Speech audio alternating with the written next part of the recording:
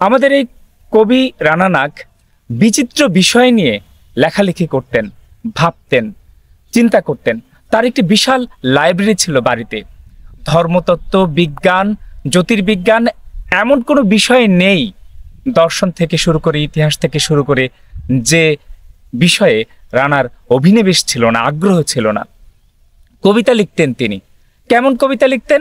আমরা যাকে বলি যে চিত্রকল্পের কবি, পল্লী কবি কিংবা রোমান্টিক কবি, আসলে এই জাতীয় কবিতা রানা নাগ লিখতেন না। রানা নাগের মধ্যে বসবাস করত জিজ্ঞাসা, পৃথিবী সম্পর্কে জিজ্ঞাসা, মানুষ সম্পর্কে জিজ্ঞাসা। এই নিয়ে রানা নাগ কবিতা লিখতেন। আসলে বলা যেতে পারে একরকম দার্শনিক কবিতা তিনি লিখতেন। আমি তার একটি কবিতা পড়ছি, আমারই কথাটি যে আমি মিথ্যা বলিনি সেই কথাটি বোঝানোর জন্য।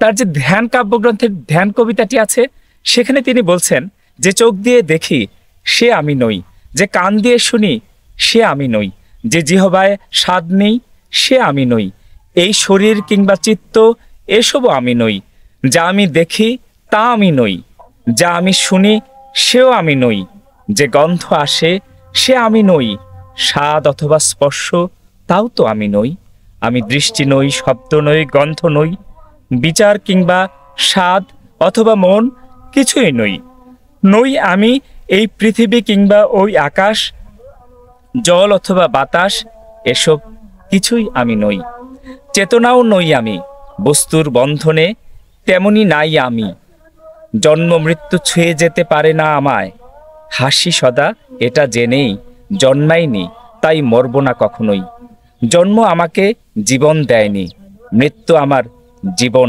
নেবে না, জন্ম মৃত্যুতে আমার জীবন নির্ভর কেবল, নির্বল কখনোই নয়, জন্ম আমাকে জীবন দেয়নি, মৃত্যু আমার জীবন নিবে না। এই যে ভাবনা, এই ভাবনাকে বিশ্লেষণ করে অনেক কথা বলা যেতে পারে। এই রকম জিজ্ঞাসার ভেতর দিয়ে রানা পৃথিবীতে পরিভ্রমণ করেছেন। কি উদারতায়, কি মায়ায় সবাইকে তিনি আপন করে নিতেন। যদি এই কথাটি জিজ্ঞাসা করেন রানার ব্যক্তিত্বের সবচেয়ে উজ্জ্বলতম দিক কোনটি, আমি বলবো যে রানা ছিলেন মায়াময় একজন মানুষ, মানবিক মানুষ।